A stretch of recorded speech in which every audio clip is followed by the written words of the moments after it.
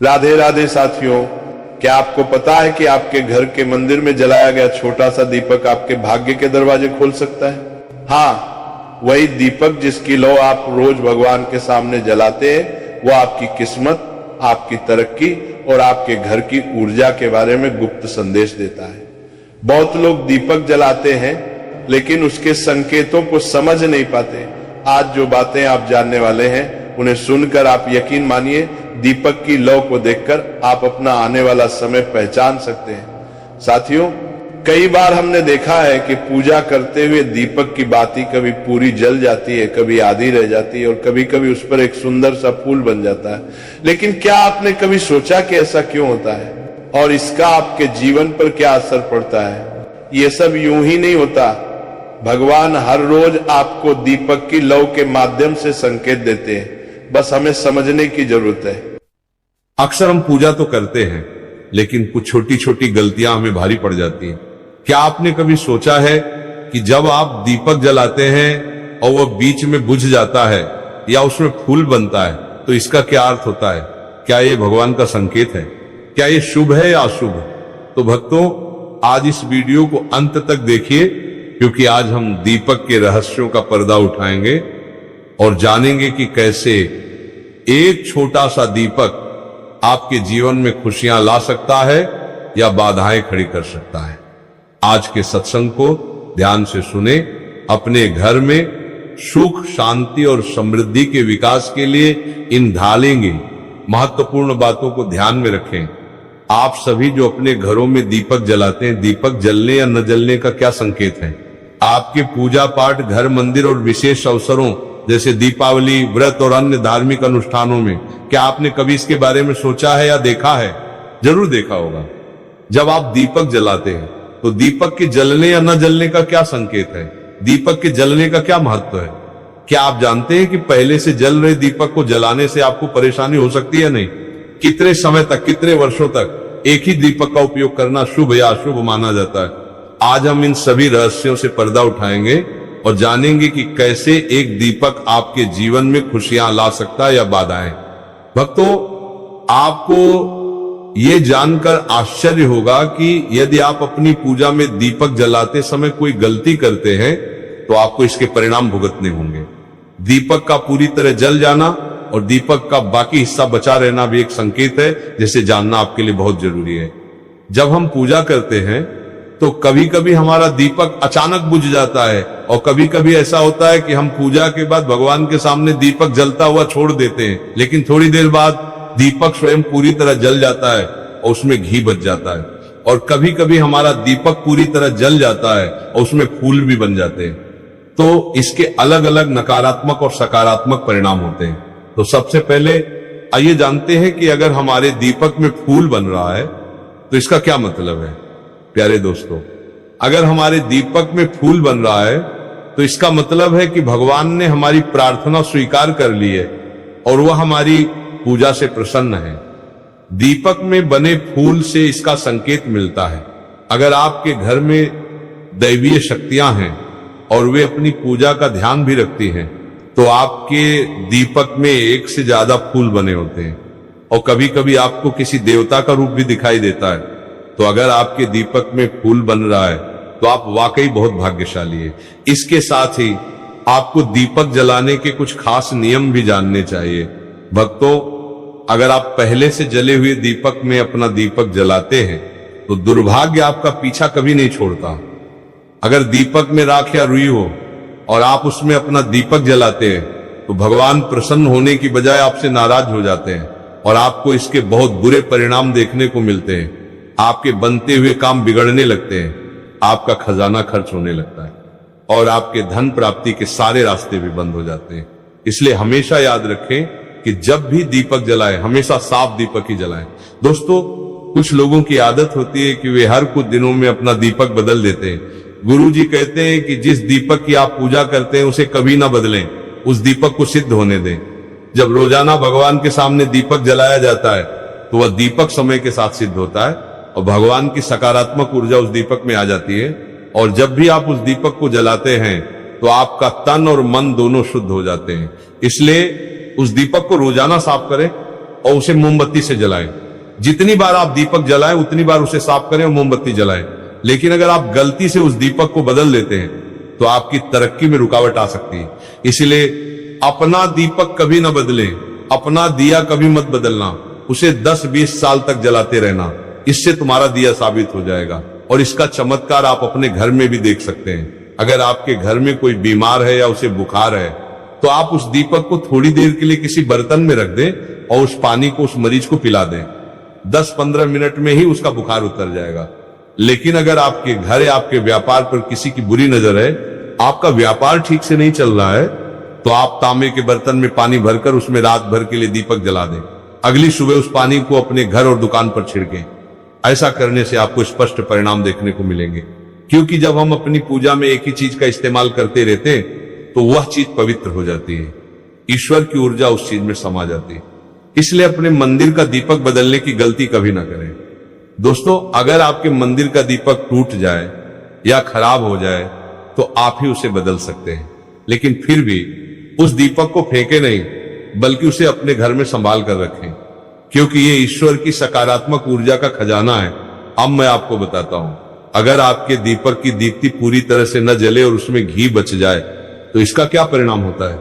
सबसे पहले, अगर आप किसी पेड़ या पौधे की पूजा कर रहे हैं और दीप्ति पूरी तरह से न जले और उसमें घी बच जाए तो इससे आपके घर में बीमारियां आती हैं और ये बीमारियां आपको कभी नहीं छोड़ेगी।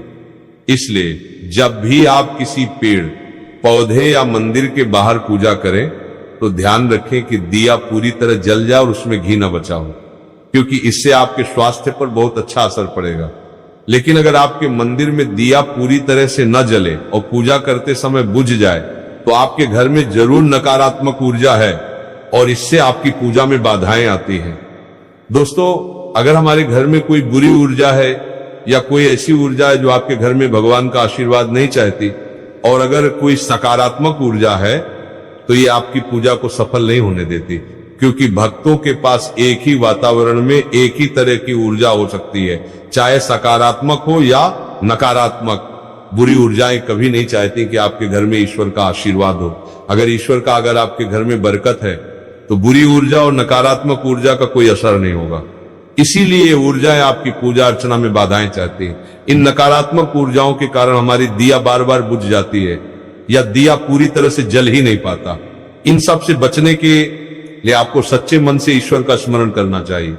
जब भी आप दीपक जलाएं तो ईश्वर से प्रार्थना करें कि आपके आसपास की सभी नकारात्मक ऊर्जाएं आपसे दूर रहे और ईश्वर का आशीर्वाद आप पर बना रहे। इन सभी नकारात्मक ऊर्जाओं से बचने के लिए जब भी आप दीपक जलाएं तो पवित्र जल से एक गोल घेरा बनाएं और दीपक को उस घेरे में रख दें। दोस्तों, पवित्र जल को बहुत ही पवित्र माना जाता है और महादेव का वरदान भी पवित्र जल से ही प्राप्त होता है। पवित्र जल में कोई भी नकारात्मक ऊर्जा प्रवेश नहीं कर सकती, इसीलिए पवित्र जल कभी खराब नहीं होता और ये सभी प्रकार की सकारात्मक ऊर्जा को सकारात्मक ऊर्जा में बदल देता है। अगर आप पवित्र जल से बने घेरे में दीपक जलाएं तो ये किसी भी नकारात्मक ऊर्जा को आपकी पूजा में बाधा नहीं बनने देगा और कोई भी नकारात्मक ऊर्जा आपके दीपक को बुझा नहीं पाएगी। आप बिना किसी बाधा के अपनी पूजा अर्चना कर पाएंगे और दिव्य शक्तियां भी आपके जीवन में अपना आशीर्वाद और कृपा बनाए रखेंगी। हमें जो दोहक मिलते हैं वे हमारे पापों के कारण होते हैं। लोग अपने दोहकों से मुक्ति पाने के लिए इधर उधर भटक रहे हैं। कोई जादू टोना करता है, कोई मंत्रोच्चार करता है, कोई जानवर बांधता है, कोई आशीर्वाद देता है। पागल क्यों? अगर तुम अच्छी पूजा पाठ करते हो, भगवान का नाम जपते हो और धर्म के मार्ग पर चलते हो तो तुम्हें किसी से आशीर्वाद मांगने की जरूरत नहीं है। बस मेरी बात मानो और प्रार्थना करो। लाखों लोग दिखावे के लिए अपनी जान देने को तैयार हैं। ये माया का खेल है जिसमें हमारे जन्म नष्ट हो रहे हैं। तुम सही रास्ते पर क्यों नहीं चलते? सुख पाने के लिए तुम्हें किसी के आशीर्वाद की जरूरत नहीं है। तुम्हारे भीतर जो आत्म तत्व बैठा है वह तुम्हारे भीतर ही बैठा है। वह संपूर्ण सुख के लिए तुम्हारे भीतर बैठा है। तुम्हें किसी से भीख मांगने की जरूरत नहीं है। बस तुम अपने असली रूप को पहचान नहीं पा रहे हो, तुम अपनी शक्ति को जगा नहीं पा रहे हो, इसीलिए तुम भाग रहे हो। तुम्हें भागने की जरूरत नहीं। सत्संग सुनो, इसे अपने आचरण में उतारो, इसे कागज पर या मन में लिख लो। मन में लिख लो, जब तक तुम्हारा आचरण शुद्ध नहीं होगा जब तक तुम भजन नहीं करोगे, जब तक तुम दूसरों को सुख नहीं दोगे, जब तक तुम मन, वाणी और कर्म से किसी को दुख नहीं पहुंचाओगे, तब तक भाग्य से लेकर ब्रह्म लोक तक सुख मिलेगा तोलेट में खनो। आग्रहा भान लोक पुत्रावर्तन अर्जुन, यहां सुख मिलने वाला है। आब्रहास्तव पर्यंतम सर्व माया जग, यहां सुख मिलने वाला है। अगर सुख सिंधु भगवान का भजन नहीं करेंगे, बैठ घर में बैठ का आधा घंटा भजन नहीं करेंगे, किंकुमारे कांति का विरभियान हूं, ये बना 24 बात दे दिए गए, गिसरे व्यान उसको फायदे हो। I repeat it again and again in bitter and sweet words. You will be able to chant the name of Lord Vrindavan and you will be free from the cycle of birth and death by chanting the name of Lord Vrindavan। कृपया मेरी बात ध्यान से सुने। क्या त्रिभुवन में कोई ऐसा राज्य है जो वृंदावन के परम राज्य से भी बड़ा हो? अगर इस राज्य में बैठकर सुख नहीं मिल रहा तो फिर कहां मिलेगा? क्या वृंदावन के नाम से भी बड़ी कोई अमोघ शक्ति है जो प्रभु को वश में कर सके? तो भक्तों याद रखें, अगर आप सच्चे मन से भगवान का नाम लेते हैं तो कोई नकारात्मक शक्ति, कोई बाधा, कोई दुख आपको छू भी नहीं सकता। मित्रों, आगे भगवान श्री कृष्ण कहते हैं, हे देवर्षि, एक दिन संध्या का समय था। सुशीला अपने प्रतिदिन के नियम के अनुसार आंगन को लीप पोत कर द्वार पर बैठी थी। वह बड़ी भक्ति भाव से दीपक तैयार कर रही थी। उसने मिट्टी के छोटे से दिए में तिल का तेल डाला, रुई की बाती बनाई और अपने नेत्रों को बंद कर भगवान का स्मरण करते हुए दिया प्रज्वलित किया। उसी समय उसका पति सुदर्शन वहां आ गया और सुशीला का उपहास करते हुए बोला, हे वल्लभा, तुम ये दीप प्रतिदिन क्यों जलाती हो? इससे क्या लाभ होता है? ये तो व्यर्थ ही तेल की बर्बादी है। मित्रों, अपने पति के मुख से ये शब्द सुनकर सुशीला शांत हो गई। उसने कोई क्रोध नहीं किया, कोई कटुवचन नहीं कहा। वह धीरे से उठी और अपने पति के सम्मुख जाकर अत्यंत विनम्रता से बोली, हे स्वामी, ये दीप केवल तेल और बाती से नहीं जलता, ये मेरी श्रद्धा से जलता है। ये दीपक मेरे हृदय की भक्ति का प्रतीक है। इससे घर में देवी लक्ष्मी का आगमन होता है और धर्म का प्रकाश फैलता है। अपनी पत्नी की ये बात सुनकर सुदर्शन, जो तर्क और ज्ञान के अभिमान में डूबा था, हंसकर बोला, हे वल्लभा, यदि यह दीप इतना चमत्कारी है तो ठीक है। मैं भी देखना चाहता हूं कि क्या यह तुम्हें किसी संकट से बचा सकता है। वैसे तो मुझे ये सब अंधविश्वास प्रतीत होता है। अपने पति की इन बातों को सुनकर सुशीला को बहुत दुख हुआ, परंतु उसने कुछ नहीं कहा। उसने केवल शांत स्वर में इतना कहा, हे स्वामी, संकट के समय भक्ति की परीक्षा होती है और जो भक्ति सच्ची होती है वह हर परीक्षा में उत्तीर्ण होती है। इतना कहकर वो घर का काम करने चली गई। धीरे धीरे समय बीतता गया, ऋतु बदली, समय बदला। फिर एक दिन अचानक से कुछ ऐसा घटित हुआ जो सुदर्शन के जीवन की दिशा ही बदल देने वाला था। अयोध्या नगरी पर एक भयंकर अकाल का प्रकोप छा गया। आकाश महीनों तक सूना पड़ा रहा। बादल आते तो थे पर बरसते नहीं थे। खेत सूख गए, तालाबों का जल समाप्त हो गया और धरती की गोद में दरारें पड़ गईं। संपूर्ण नगर भय और पीड़ा में डूब गया। अनाज के दाम आकाश छूने लगे। भूख के कारण बच्चे रोने चीखने लगे। माता पिता असहाय होकर उन्हें निहारते।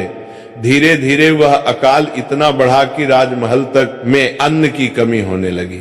आगे श्री कृष्ण जी कहते हैं, हे देवर्षि, उस विपत्ति की अग्नि से जिस घर में कभी यज्ञों का धुआं उठता था, वहां अब चूल्हा तक ठंडा पड़ा था। वेद पाठ का स्वर भूख की आग से दब गया था।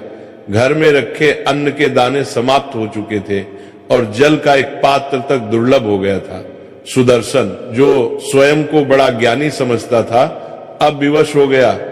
उसके मुख पर निराशा की रेखाएं उभर आई, परंतु इतना सब कुछ होने के बाद भी सुशीला का विश्वास अडिग था। उसने अपने प्रभु में विश्वास कभी नहीं छोड़ा। वो भूखी रह लेती थी, परंतु दीपक फिर भी जलाती थी। उसने अपने नेत्रों में आशा की ज्योति रखी और अपने पति से कहा, हे स्वामी, यह दीप चाहे कितना ही छोटा हो, पर इसका प्रकाश मेरे विश्वास से बड़ा है। जब तक यह दीप जलेगा हमें कुछ नहीं होगा। वह हर संध्या उसी प्रकार द्वार पर दीप प्रज्वलित करती रही। उसके घर में अन्न जल समाप्त हो चुका था।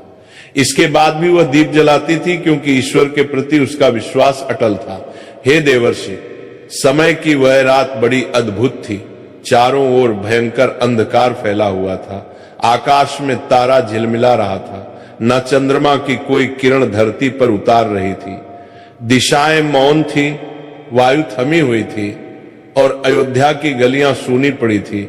हर घर में भूख और चिंता का साया था, परंतु सुदर्शन के द्वार पर फिर भी एक दीप जल रहा था। वही संध्या दीप जिसे सुशीला हर दिन जलाती थी, वह दीप उस रात पहले से अधिक उज्जवल था। उसकी लौ मानो किसी अदृश्य शक्ति का संकेत दे रही थी। सुशीला उस दीप के सामने बैठी प्रभु का स्मरण कर रही थी। उसके नेत्रों में थकान थी, पर विश्वास की आभा अब भी झिलमिला रही थी। उसके हृदय में बस एक ही भाव था, प्रभु मेरा दीप आपका प्रतीक है। जब तक ये जलता रहेगा, मेरा मन भी आपके चरणों से जुड़ा रहेगा। वह मन ही मन परमात्मा से प्रार्थना कर ही रही थी कि तभी अचानक से वातावरण में एक अद्भुत परिवर्तन हुआ। दीपक की लौ एकाएक ऊंची उठी और चारों ओर एक दिव्य प्रकाश फैल गया। सुशीला ने चकित होकर इधर उधर देखा। उसे समझ में नहीं आ रहा था कि उसके साथ क्या हो रहा है।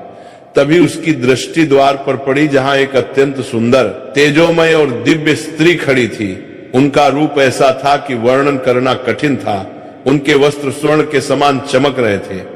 उनके नेत्रों से करुणा की मधुर किरणें निकल रही थी और उनके चरणों के स्पर्श से पृथ्वी पर पुष्प खिल उठे थे।